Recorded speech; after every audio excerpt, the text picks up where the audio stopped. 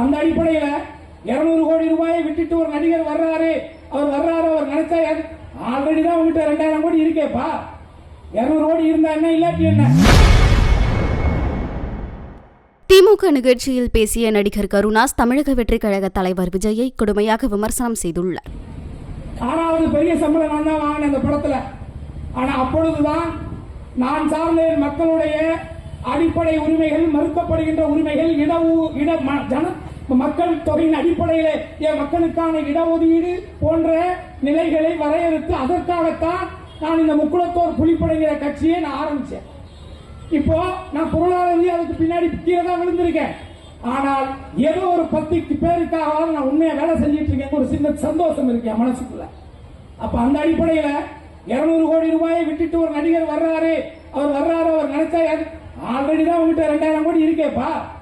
200 கோடி இருந்தா என்ன, இல்லாட்டி என்ன? இந்த இருக்கு என் போனு, இதுல ஒரே ஒரு அக்கௌண்ட் நம்பர் தான் HDFC பேங்க்ல இருக்கு. நம்பர் எடுத்து ஓபன் பண்ணிப்பார். அதிகபட்சம் ஒரு 50,000 ரூபாய் இருந்தா பெரிய விஷயம். 50,000 ரூபாய் சேவிங் வச்சுக்க தெரியல. 200 கோடி ரூபாய் வாங்குறவங்க ஏன்டா எதுக்குறேன்னு எத்தனை பேர் கேட்டுருப்பாங்க. காசு இன்னைக்கு இருக்கு, நாளைக்கு போய் அது இங்க பிரச்சனை இல்லை.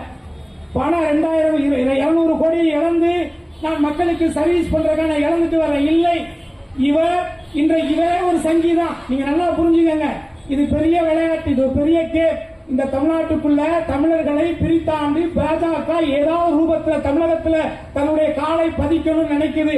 அது சத்தியமாக முத்துவேல் கருணாநிதி ஸ்டாலின் இருக்கும் வரை, அவருடைய மகன் உதயநிதி ஸ்டாலின் இருக்கும் வரை, என்னை போன்ற மனித நேயத்தையும் மதத்தின் பெயரால் மக்களை பிரிக்கின்ற அந்த பாசிச சக்திகளை எதிர்க்கின்ற கடைசி உயிர் இருக்கும் வரை உங்களால் தமிழகத்துக்குள்ளே கால் ஊன்ற முடியாது.